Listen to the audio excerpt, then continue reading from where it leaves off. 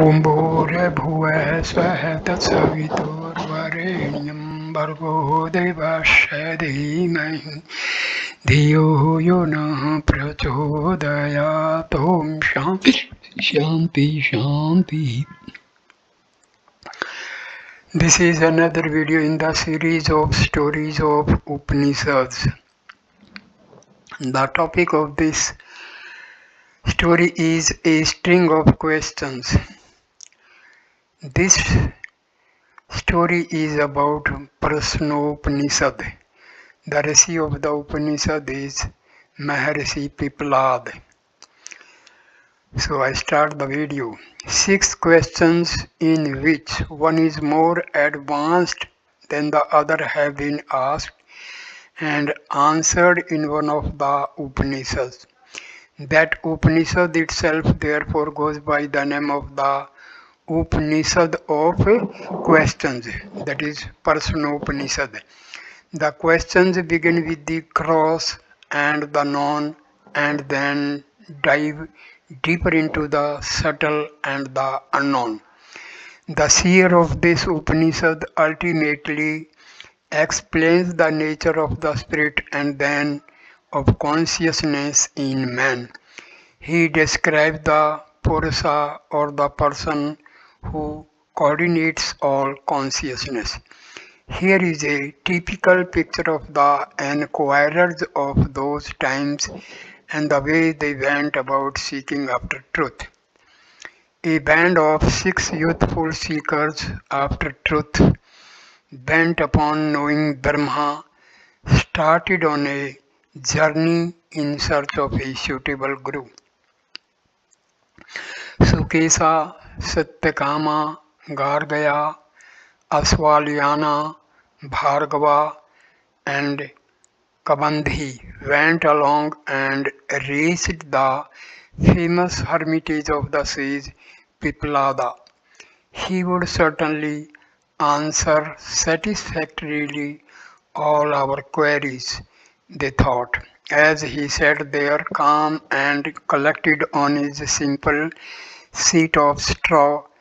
All the 6 approached him with the symbolic bits of fuel in their hands for lighting the sacrificial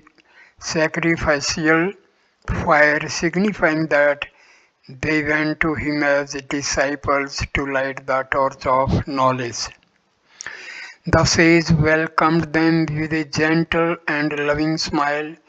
He requested them to stay in the ashram for a year with faith, doing tapas or penance and conducting themselves as brahmacharis, those who follow a certain discipline while seeking Brahma.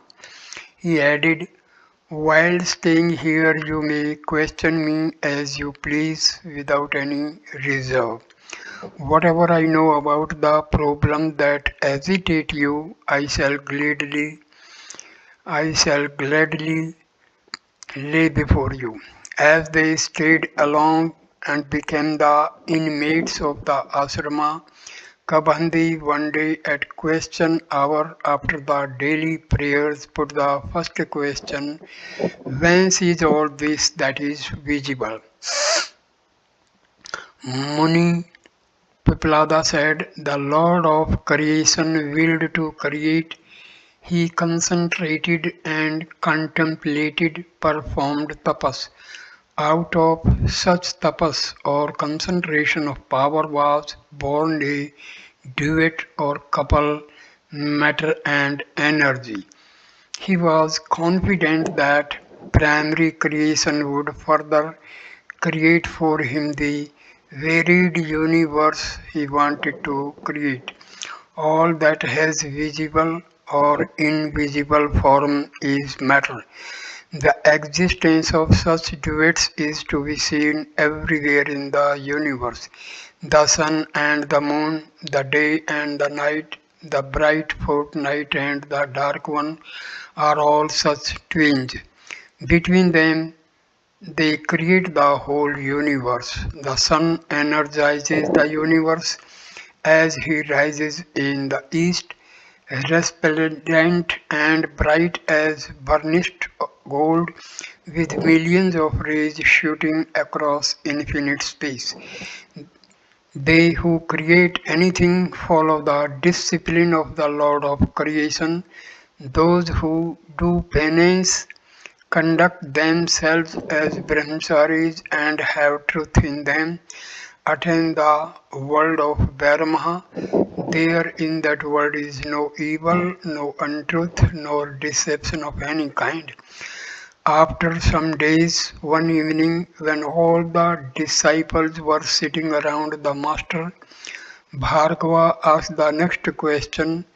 It had been realized that creation came from Prajapati and that the living being was the crown of creation. But then, which are the gods or forces which support creation and the living beings? Which power gives the animal its superiority over other things? Which is the power that is predominant? That was the next question. Pippalada said, well, various are the replies that man give to this question. There is, they say, ether, wind, fire, water, earth, the power of speech, the eyes, the ears, and the mind. All these support the body and make it possible for it to carry on its functions.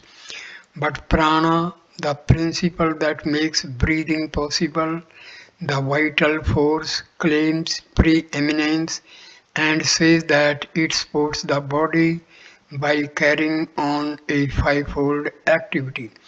The other powers, however, did not verily believe in this claim of prana, but prana proved its claim. Once it went out of the body, and lo, every other power had to follow, and the body lay motionless.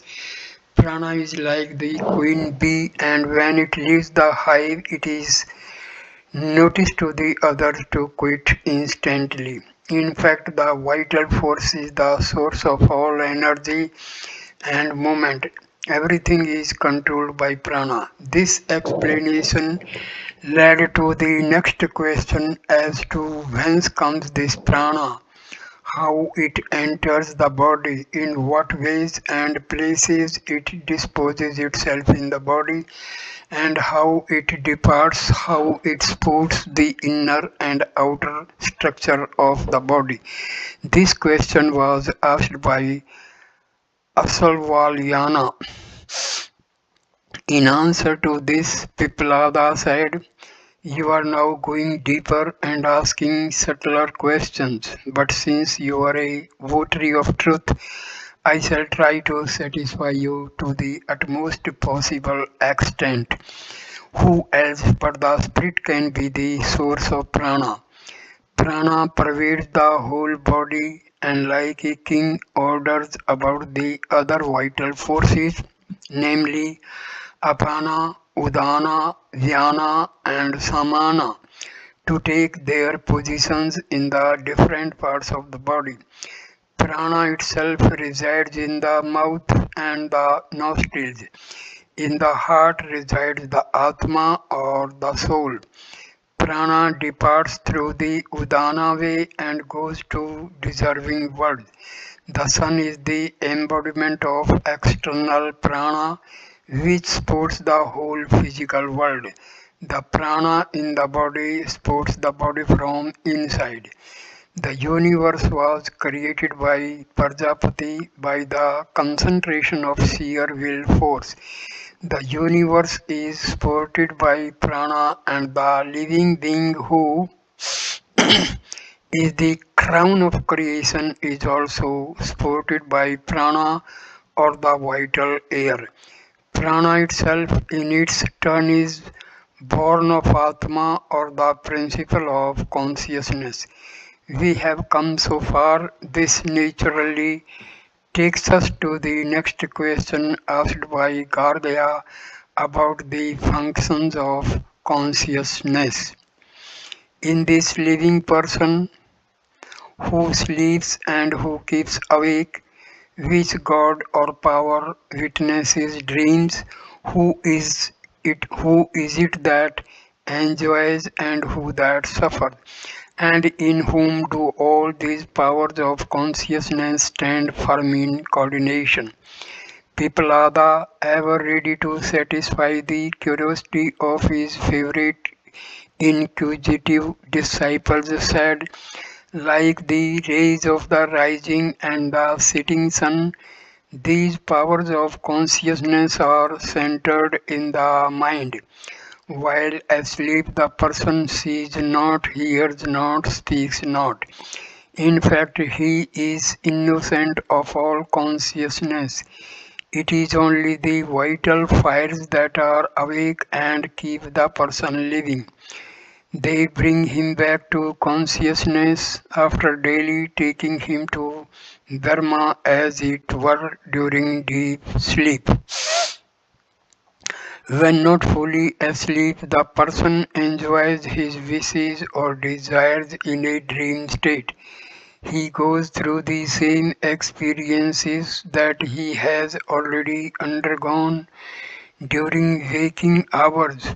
Sometimes he sees things unseen, hears things unheard, and experiences things never before experienced. When completely devoid of waking consciousness, he enjoys sound sleep and is happy. Then, like the birds roosting in the nest in some tree, and all his powers are merged in the great Atma. The subject as well as the object, the ear as well as sound, the eyes as well as all that is seen, all are one with the Atma. That Atma, that spirit, is the seer, the hearer, the thinker, and does all possible things. He is like pure consciousness. He is the person and is the eternal spirit beyond everything. He is bodiless and shadowless. He is white and brilliant. One who knows this Atma enjoys the eternal blissful state. After the description of the eternal Atma or the Supreme Spirit, the next question that arises is about the attainment of this Atma. What are the means? What is the sadhana or the spiritual discipline for attaining that end? Satyakama therefore asked the fifth question about sadhana or the means. What world does a man attain if he contemplates on the great mystic symbol Om? The Muni analyzed the symbol and explained to his disciples the various states attainable by upasana or devotional worship of Om. He says Om is made up of three syllables. The first syllable represents the worship and praise of various powers according to Rigveda. The result is prosperity on earth. The second represents the performance of rituals according to the Yajurveda. The result is the attainment of heaven and a return to this earth after the exhaustion of one's accumulated merit. The third represents the meditation on the Supreme Spirit according to Samaveda, that the integral meditation is the path to eternity.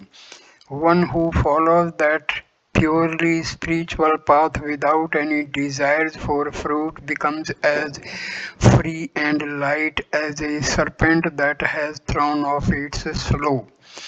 He is wafted on the wings of Sama music to the world of the Supreme Spirit. The wise always choose that path, however long and weary that might be, for it is the best. The last question was put in a rather peculiar manner. Sukesa said, Gurudeva, the Prince Hiranyagarbha came to me and asked me if I knew the Purusha or person with 16 divisions or class. I said, I know not, and if I knew, how could I keep it away from you? He who tells a lie runs the risk of being scorched root and branch. I dare not tell a lie. The prince went away disappointed. I now ask you the question as to who is that person. The sage was now practically at the end of his labors. This was the last question coming from his clever disciples. He said, it is in this body that the person resides. The 16 claws or divisions exist in this person alone. Prana or vital air, faith, ether, wind, light, water, earth, sense, mind, food, physical force, penance, mantra, or the potent word, action, words, and name are the 16 claws or divisions of an individual. When rivers merge in the ocean, they lose their separate name and identity. So too do these divisions lose all name and form when merged in the person. Then what exists is the person and not the divisions as such.